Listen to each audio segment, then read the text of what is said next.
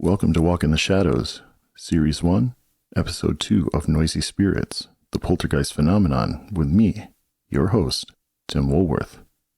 As a quick recap of the last episode of our Noisy Spirits series, we learned a few things about what is known as the Poltergeist Phenomenon through a couple of selected historical cases.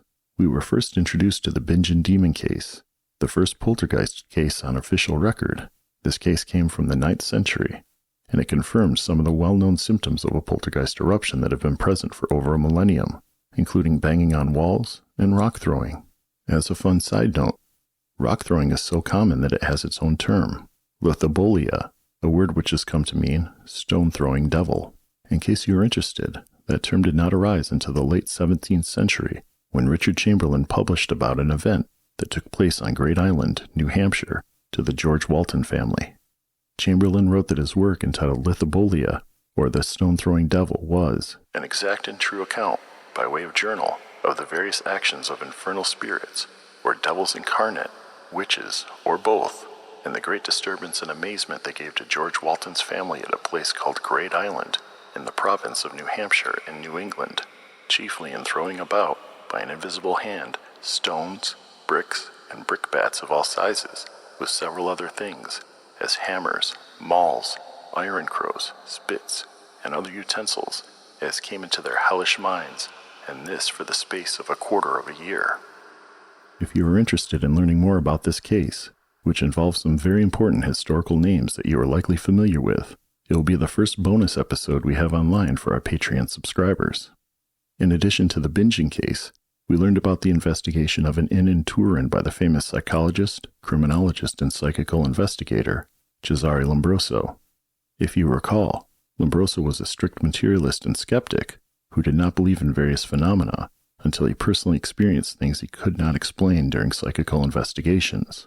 One of those investigations was at an inn located at 6 Via Bava, where he witnessed wine bottles twirling, moving, and exploding in front of him in addition to other phenomena.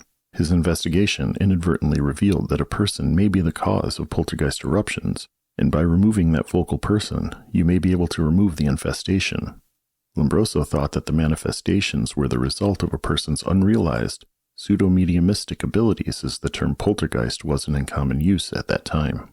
We also covered how poltergeists are person-centered and hauntings are place-centered, and that poltergeist eruptions almost never have an apparition associated with them. Otherwise, it can be very difficult to determine the difference between poltergeist infestations and hauntings. Sometimes, it is next to impossible to determine with accuracy exactly what type of haunted event is occurring, because as with most paranormal studies, there are outlying cases that make deterministic statements, all but impossible. That person-centeredness revolves around a 10 to 20-year-old person at the location experiencing the eruption in the vast majority of cases. The hormonal changes in adolescence may result in a psychic explosion that creates an uncontrollable burst of psychokinesis, the phenomenon of an object being put into motion without physical forces acting upon it. Due to this idea, a parapsychical researcher named William Roll applied the term recurrent spontaneous psychokinesis, or RSPK, to poltergeist eruptions in 1958, in part to help remove the misconception that a geist, or spirit entity, was responsible for the manifestations. In this episode, we will continue to explore this phenomenon with 2 more cases that have been selected to help make the concept of the poltergeist a little easier to comprehend. The first case we'll examine is a famous manifestation that happened in early 20th century England.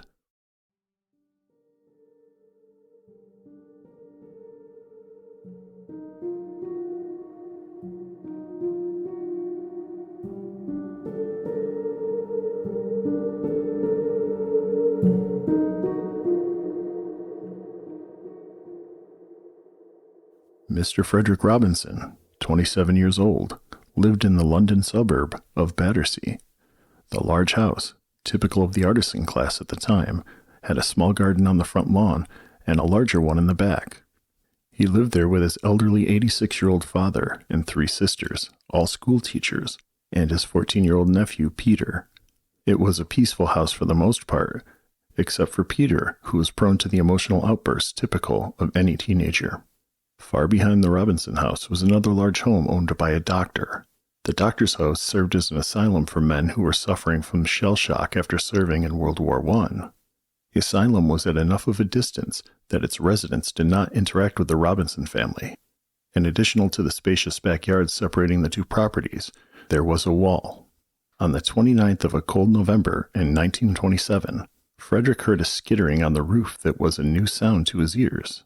He had lived all but 2 years of his life in this home, so he was quite aware of the clicks, pops, animals, and other sounds that were found on his property. He went out to the conservatory, a glass room attached to the back of his house, and looked up in hopes of finding what had created the sound. What lay there had him puzzled. He saw lumps of coal, 3 pennies, and a couple large chunks of soda. Puzzled, he looked at these objects for a couple moments when another piece of coal fell onto the glass above his very eyes. The next day, Frederick climbed to the top of the conservatory and cleared everything off. Albeit puzzling, it was a good day because he was able to put the coal to use in the home, and his pocket was 3 pennies heavier.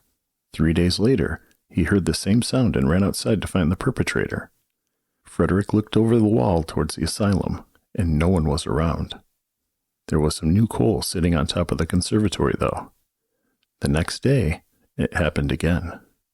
Mr. Robinson, fed up with this, called out to his nephew Peter, and they ran outside and vaulted the wall behind the garden to catch whoever was causing this ruckus. As soon as they had crested the wall onto the asylum property, there was a massive crash of glass that shattered the still air. As you may have guessed, there was no one on the other side of the wall. Upon returning to their property, they both instantly saw that a large piece of glass from the conservatory ceiling had fallen and was destroyed due to an exceptionally large lump of coal laying in the middle of the wreckage. A constable was called to the house, and he checked in the backyard garden where the coal thrower most likely would have been hiding. Upon reaching the back garden, he could not find any trace of a perpetrator, and as he was searching, a penny fell upon the conservatory once more. This fall was observed by Frederick and the constable. It appeared to fall straight down as opposed to falling at an arc like it would have if someone had thrown it. As the constable was looking up to ascertain from just where the penny came from, a piece of coal fell straight down and hit him square on the helmet. The constable jumped the wall to look for the culprit and did a thorough examination of the neighborhood and the gardens to no avail. The officer left in a frenzied hurry and promised to be in touch. A couple weeks later, on December 19th, the family's washerwoman said that she was quitting the Robinson household after all the events that had occurred. The final straw was when red-hot cinders were piled in the outhouse mysteriously. There was no way anyone could have carried them out of the house without being noticed, and since these coals almost started a fire, she felt quite unsafe. The constable was called out once more. Frederick and the constable sat inside to discuss the events over tea. While seated, a potato landed with a thud in the center of the table, and it rolled slowly towards the constable. They looked up to see where the potato could have come from, when another one materialized in front of them in midair, once again falling to the table. This was the last manifestation before the curious events shifted to the unrestrained chaos of a fully realized poltergeist eruption in the Robinson home.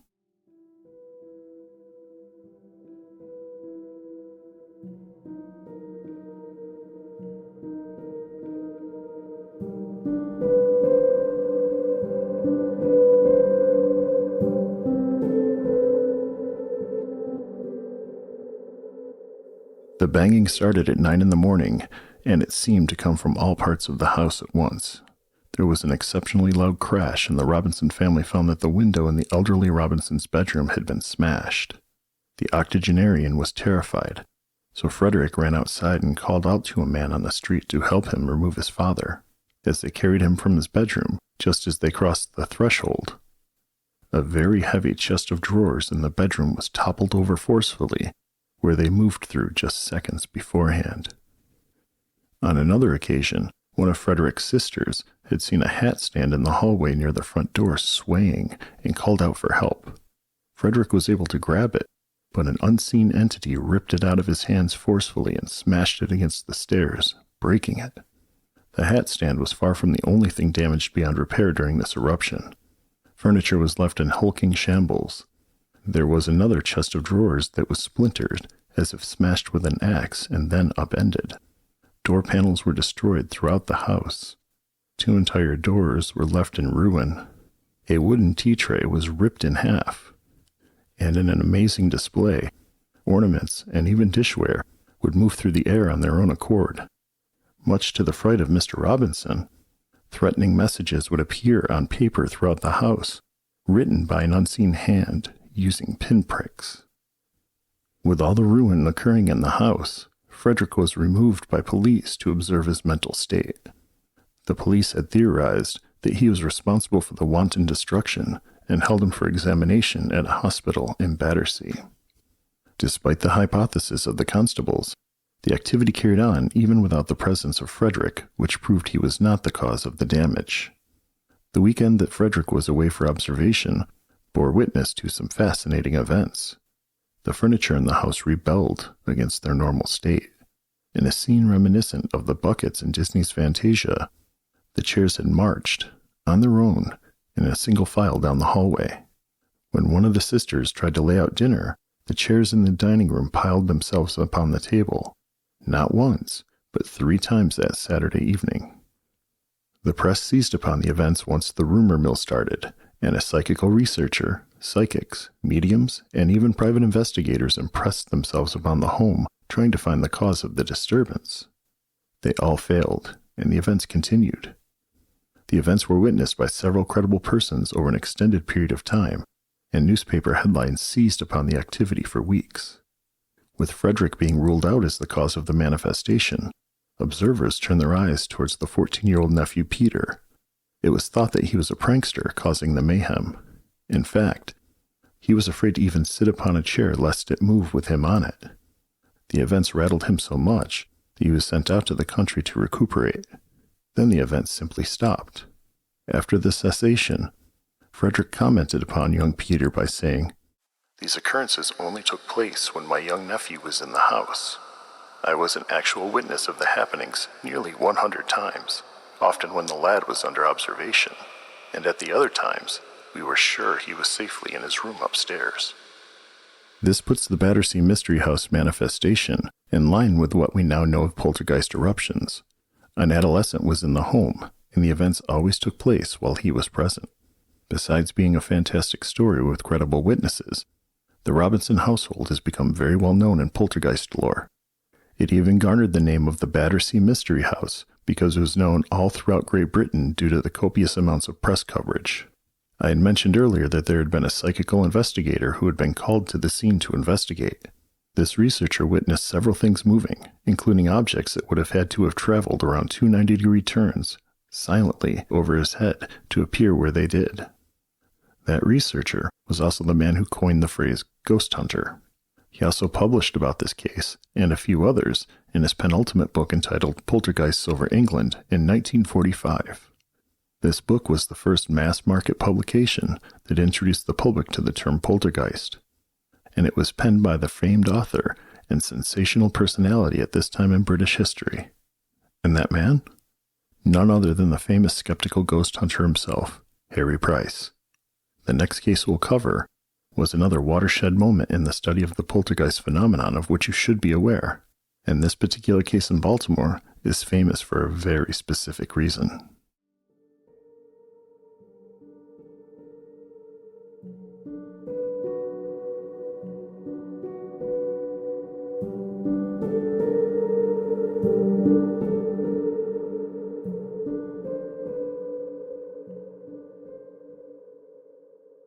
In January of 1960, the Jones household, located at 1448 Meridian Drive in Baltimore, experienced a poltergeist eruption that every person with even a passing interest in the poltergeist phenomenon should know about.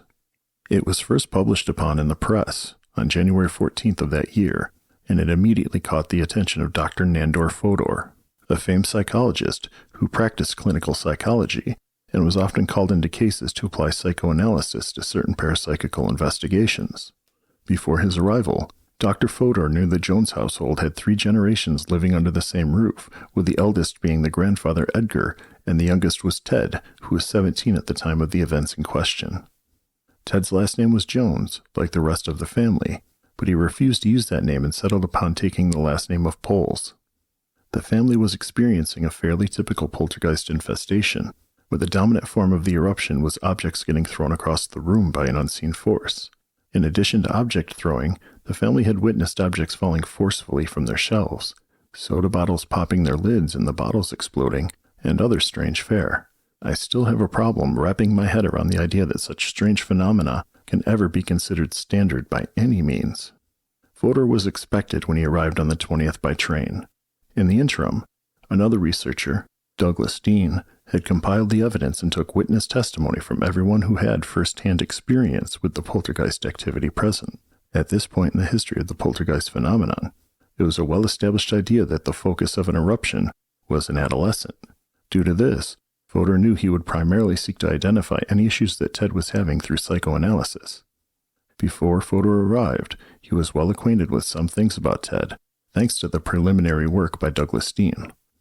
One of the things that stood out to Fodor was Ted's unabashed love of science fiction. When Nandor first met Ted, he handed him a copy of Isaac Asimov's 9 Tomorrows, and Dr. Fodor had inscribed it with, "As from one science fiction fan to another." Ted enjoyed science fiction so much that he had quit school at 16 to constantly read new novels and magazines. Ted also wrote for, and edited, a science fiction multigraph entitled Fanjack. He had very few friends, and was withdrawn from the family, spending most of the time in his room, devoting all of his free time to his love of sci-fi.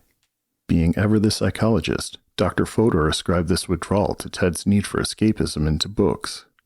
One can easily tell that he was a one-time associate of Sigmund Freud when he wrote that, "In the reader, the relaxation and entertainment in such fantasies may well be a screen for the archaic yearning of returning to the prenatal state.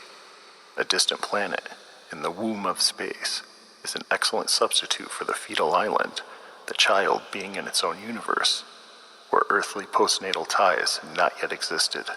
One would be hard put to find a better escape from reality than a journey into space."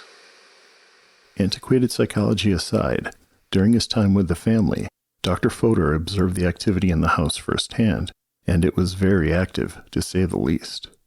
The eruption was so active that the house was gaining some repute. Journalists had been crowding the home and witnessed objects flying around the room and other explosive manifestations of paranormal intrigue. When Ted sat in his favorite rocking chair and rocked, the chandelier kept time with him, swaying as he rocked back and forth in his chair. Bottles of cola constantly burst their caps at room temperature. A flower pot explosion cracked the flower pot straight down the middle and separated it by inches, but the flower soil remained untouched. The family members and journalists weren't the only ones to experience the activity going on inside the Jones home. Christy, a 3-year-old female schnauzer, when she wasn't frantically scratching at the door to be let out, cowered and tried to hide before the poltergeist activity started. By some unknown mechanism, the dog had a precognitive sense of a forthcoming poltergeist eruption. This is an area in parapsychology that needs to be explored. I think we can be rest assured, though, as Dr. Fodor wrote, there are no polter dogs. And in the middle of this paranormal hurricane was a young, bitter Ted Poles dealing with teenage angst and a resulting poltergeist eruption. The activity occurring in the house stressed him out. The press made the matter even worse as they crowded in the house, constantly asking for interviews, and then to accuse the family of trickery, as is common in public paranormal cases. There was little relief to be found. Nandor was no stranger to dealing with the press after decades of parapsychical research and publication. Once he arrived, he gladly addressed the incessant throng of newshounds in lieu of the family when required, thereby providing a small amount of relief to the Jones family.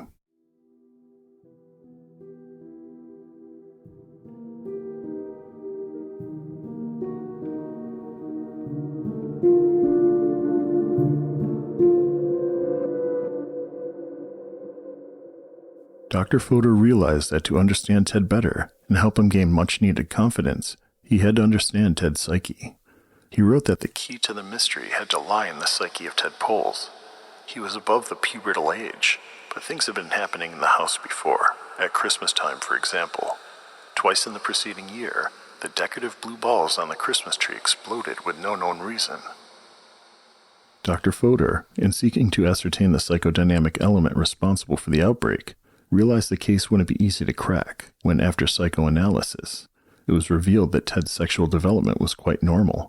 He wasn't a hostile person, either passively or outwardly, and his relationship with the family wasn't strained more so than any average teenager with their family. His predilection with science fiction was a prominent outlier from any normal family environment of the time.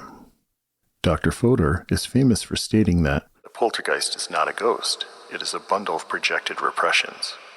He believed that the poltergeist eruptions were an uncontrolled projection of repressed aggression against other residents in the home, and that even though there was no absolute cause for the aggression present, an unseen, unconscious storm was raging in Ted's psyche.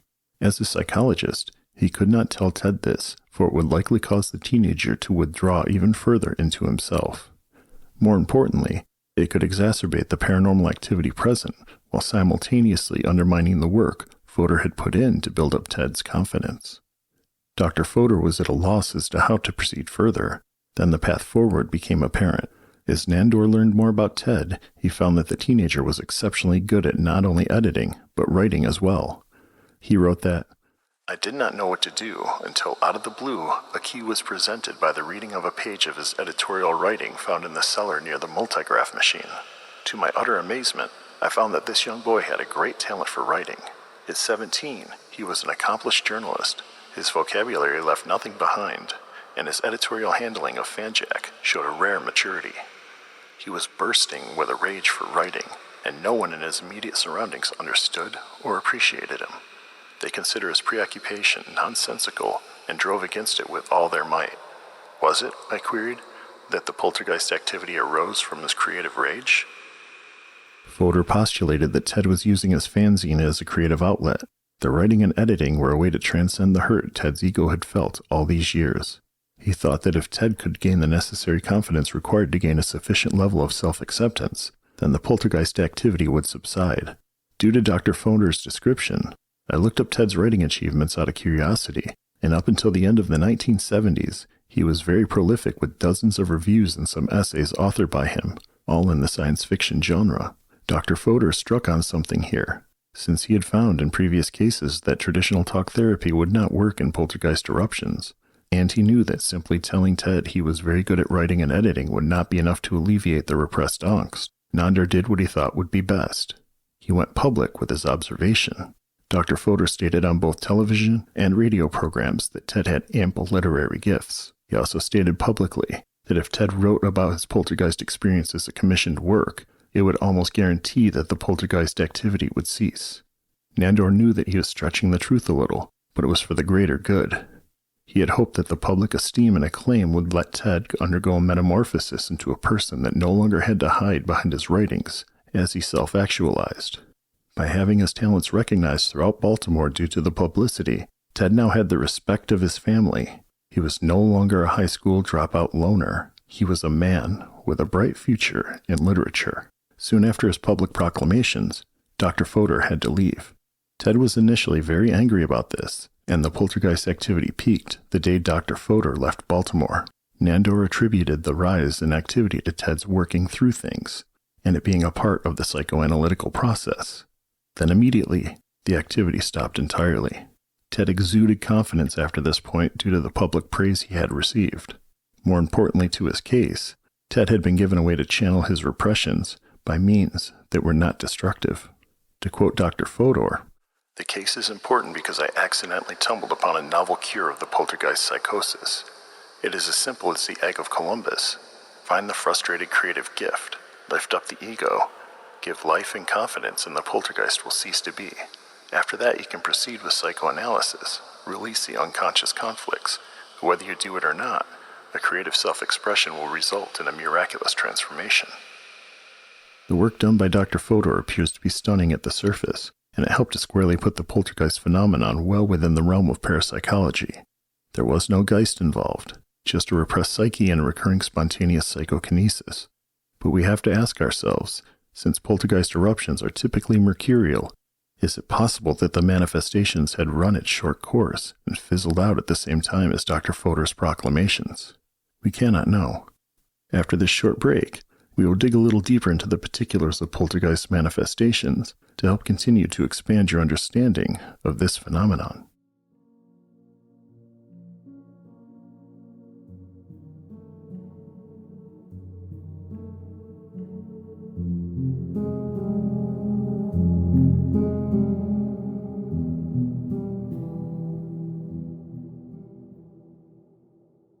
with poltergeist events, the goal of the eruption is disruption. We've already learned a lot about how disruptions can occur, and how the disruptions can be solved in the short term. We have also examined certain case files in depth that illustrate these specific types of disruptions. Yet, from the very first cases recorded to cases that are being investigated right now, no two cases are exactly alike in the way that the eruptions unfold.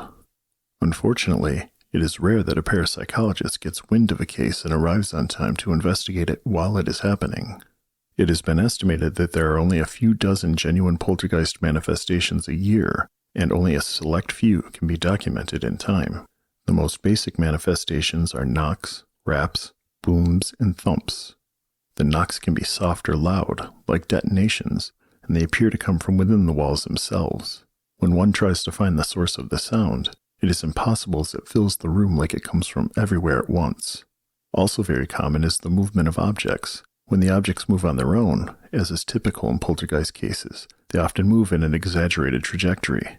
It has been found they can move in a zigzagging fashion, or even around corners. Objects can be flung rapidly, or to the contrary, move with extreme slowness of flight like they are being carried. One of the most interesting things about object movement is that the start of the object moving is almost never witnessed. The object is almost always seen while already in motion, which makes this type of manifestation even more bizarre. In 1968, William Roll investigated a case in Kentucky. In one event, he followed a 12-year-old boy to the kitchen, just a few short feet behind him. When the boy arrived between the sink and the table, he turned to face Dr. Roll, and at that moment, the table jumped into the air, rotated 45 degrees, and came down upon the chair surrounding it. All four legs of the table were off the floor. There was no one else in the kitchen, and Dr. Roll only saw the table in the air, not the launching off the floor. In rarer cases, stone throwing is witnessed. This can happen both inside and outside of a location where they land. They are too hot to handle. In addition to rocks, dirt can be thrown. In certain rarefied cases, large amounts of human excrement appear in the home. We discussed lithobolia, or stone throwing, a bit already with the binge and demon case. Stone throwing is still a modern phenomenon. In December of 1983, one such case was investigated by the intrepid parapsychologist D. Scott Rogo in Tucson, Arizona. In this case, a family consisting of 2 adults, 2 teenagers, and a 20-year-old moved into a house that was being built for them. They had all been living in a trailer while the house was being built on a private 5 acres of property. Once the plumbing, electrical, and windows had been put into the fully framed house, the family moved in, despite the house being incomplete, to get out of the cramped quarters in which they'd been staying. A couple days after moving in, large stones, about the size of a fist, struck the front of the house and the van parked out front, denting it. The family ran outside to see who was responsible, but they were greeted by nothing but desert brush as they had a large parcel of land, and there were no other houses on their property. These attacks continued and generally began around the same time the father arrived home from work. Initially, the rocks usually landed on the roof with a thud, but then became more targeted and vicious. There were several flurries of 5 or so rocks that would strike the front of the house or van in about 2 seconds. A couple minutes would pass, and the same thing would happen, and this would continue upwards of 3 hours per attack, almost every single night. The attacks would only stop when the family turned in for the night and went to bed. The press got involved, labeling the attackers the Phantom Rock Thrower. The county sheriff also got involved in the case. The sheriff used helicopter surveillance during attacks and could not spot a perpetrator. The sheriff was reluctant to visit the home because their vehicles would be pelted by the fist-sized stones while parked out in front of the house. At one point, there were 20 people combing the property looking in vain for a perpetrator who was somehow throwing stones with extreme accuracy and force over a great distance in the dark of night. Eventually, the stones moved from being hurled at objects to pelting people as they walked in or out of the home. A 21-month-old member of the family was struck on the arm by a large stone, but was left uninjured. This puzzled Rogo greatly, as the size of the stone should have caused grievous injury to one so young, but yet it did not. A television crew was on the property filming a segment when they too were struck by flying rocks. It got to the point where family members would use shields and helmets when leaving their home. The odd thing about this case was that there were no poltergeist manifestations other than rock throwing. Then the attacks simply stopped after 3 months. Another phenomenon of an eruption is the teleportation of household objects. In these rare occurrences, objects will disappear, even from locked containers, and appear in different parts of the location, or in certain rare circumstances, fall from the ceiling as an apport. Professor Hans Bender, who we will cover more in depth in our next episode, investigated a poltergeist case in the German town of Nickelheim. During this case, rocks would appear in the middle of the room and fall to the floor, but they would not bounce. They would remain fixed to the floor exactly how they landed, and they would be hot to the touch. On one night during the investigation, Bender had put his coat on the rack when visiting the family. He shortly thereafter found that the coat was missing, and upon searching for it, found the coat outside of the home, several feet away, laid out and neatly folded on the snowpack. There wasn't a single footstep anywhere around the area of the jacket. In a handful of cases, strange lights, water puddling, and mysterious fires have all been witnessed. There's a famous case from 1695 where several fires were lit every day with no apparent reason for ignition of the blazes. In 1973, Hans Bender was investigating a case in a small German village. The reports consisted of small puddling and then large pools of water appearing in a small row home. Neither plumbers nor municipal engineers could find the source of the water, and it still puddled even after shutting off the main water supply to the housing unit. Subsequent testing revealed that the water was the same water as the spring under the city, but it had not been treated by the city water station. Examination revealed that there was no surface spring leak under the house. During this event, the underside of the house was examined almost daily and continually found to be dry. The village firemen posted up in the location to make sure no one was intentionally causing this mayhem. The water still pooled, and on one occasion, large quantities of water came cascading down the stairs of the two adjacent houses at the same time. After investigation, Bender concluded that a 13-year-old girl, living in another one of the row homes, was the agent of the eruption, and the event stopped after several weeks. In very rare cases, the phenomenon may be accompanied by audible voices. We have already heard of the famous audible case with the Bingen Demon event.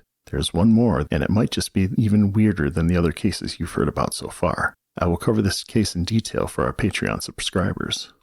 Unfortunately, it is quite common that the eruption causes people to be scratched, lacerated, punctured, or bruised.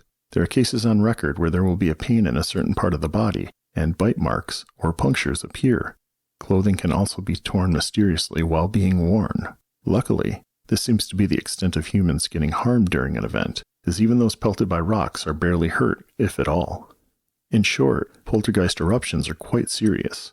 In my years as an investigator, I have witnessed people being hit by thrown objects right in front of me. I have also investigated a case where mysterious pools of water appeared in the kitchen and elsewhere in the home with no discernible physical cause. I have been on numerous cases where knocks and thumps occur. Due to these events happening on their own without other manifestations, events I have personally experienced on cases cannot be classified as poltergeist activity. Maybe someday I will get to sit in on or physically investigate and document a poltergeist manifestation. Until that day, I have plenty of case files to study about poltergeist eruptions. On our next episode in this series, I'll present more modern cases that are critical for understanding the poltergeist phenomenon that you should know about.